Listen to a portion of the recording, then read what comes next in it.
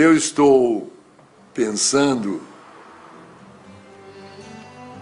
há muito tempo em propor um novo tipo de professor. É um professor que não ensina nada. Ele não é professor de matemática, de história, de geografia. É um professor de espantos. O objetivo da educação não é ensinar coisas, porque as coisas já estão na internet, estão por todos os lugares, estão nos livros. É ensinar a pensar, criar na criança essa curiosidade. Que para mim, esse é o objetivo da educação, criar a alegria de pensar. Eu já tive uma experiência muito interessante com uma menininha de 7 anos. Eu estava com a cabeça quente e eu resolvi então, para descansar a cabeça, fazer uma prateleira. Peguei minha serra circular, minha chave de fenda, as ferramentas. Levei ela para cima e comecei a me preparar. Nessa hora chegou a minha empregada com a filha dela. Só a empregada disse bom dia, eu cumprimentei e foi embora. A menina não foi embora, ela ficou parada lá. Ela estava intrigada com os objetos que estavam lá. Ela queria saber o que era aquilo. O que esse homem vai fazer com isso? Ficou parada lá. Aí eu peguei a trena, abri a trena. Ela disse, que é isso? Isso é uma trena. Para que serve a trena? Serve para medir. Como é que a trena mede? Vem cá que eu te mostro. Aí mostrei a trena, os centímetros. Eu disse para ela, presta atenção que de 10 em 10 risquinhos tem um risquinho vermelho. Você veja o que eu fiz? Eu ensinei o sistema decimal para ela. Ela percebeu que as coisas em pacotinhos de 10. Essa é a situação certa para o ensino. Quando o que o professor fala provoca a curiosidade da criança e a criança interage, a criança pergunta. Como é que incentiva a leitura? Não é mandando ninguém ler, porque a relação com a leitura é uma relação amorosa. Eu vou lá não é porque o professor mandou. Quando o professor manda, já estragou. Então você tem de criar o gosto pela leitura. E você cria o gosto pela leitura, não mandando ler, mas lendo.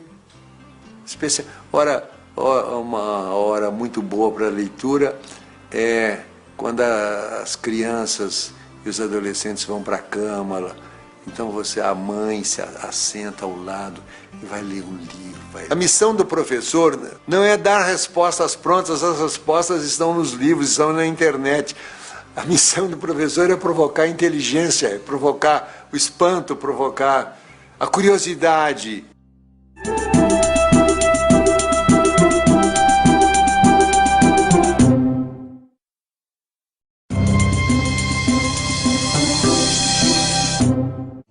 Quando eu era menino, na minha escola, tinha uma aula de leitura. A aula de leitura era a aula em que a professora ia ler para nós. Monteiro Lobato. Ninguém faltava aula, era o silêncio absoluto. Não precisava o professor dizer, menino, silêncio, menino. Não tem.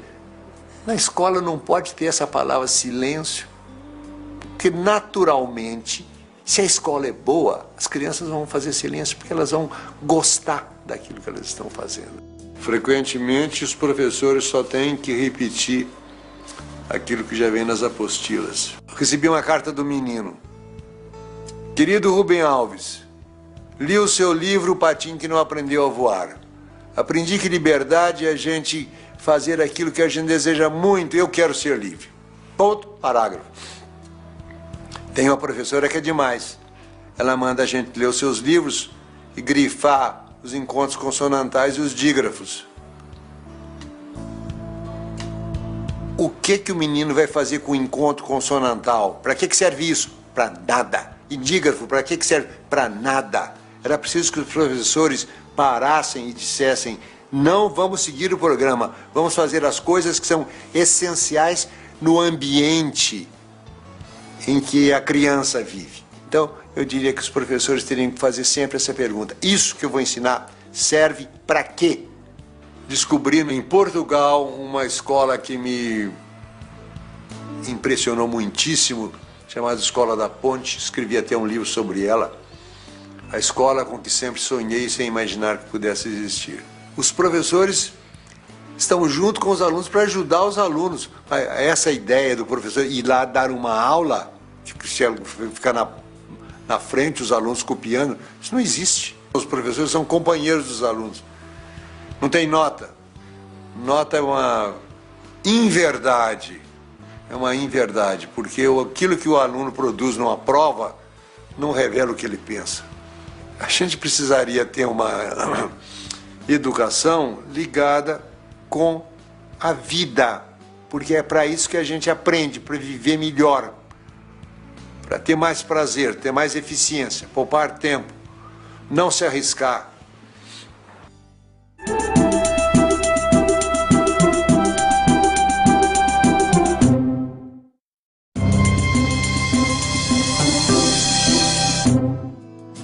O que é a educação brasileira?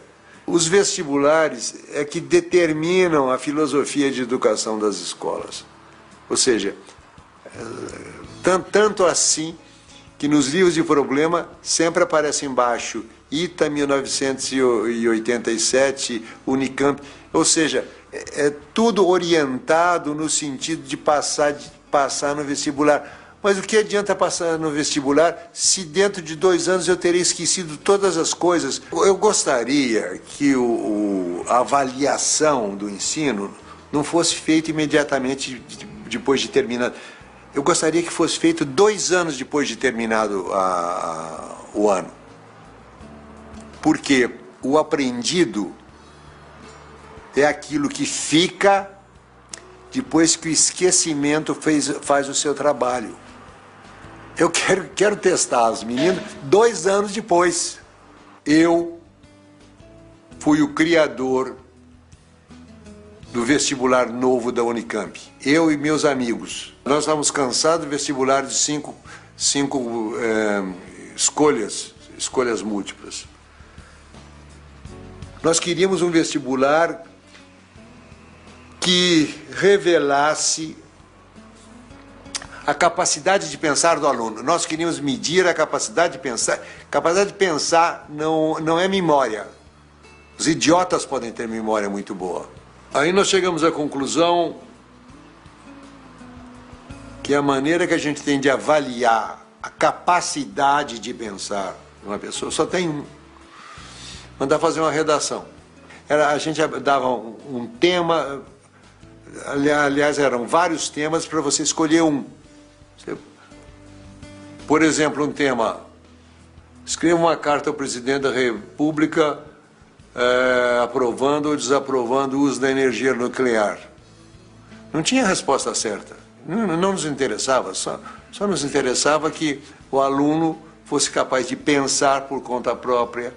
Aí, depois de terminado o trabalho, um amigo meu que tinha sido formado, engenheiro do ITA, quer dizer, um cara rigoroso, ele chegou para mim e disse: tem um jeito muito mais simples. Qual é? Sorteio. Sorteio? Como? Achei que ele estava doido. Pense. Aí eu comecei a pensar. O primeiro benefício do sorteio seria que as escolas teriam liberdade para educar do jeito que elas quisessem.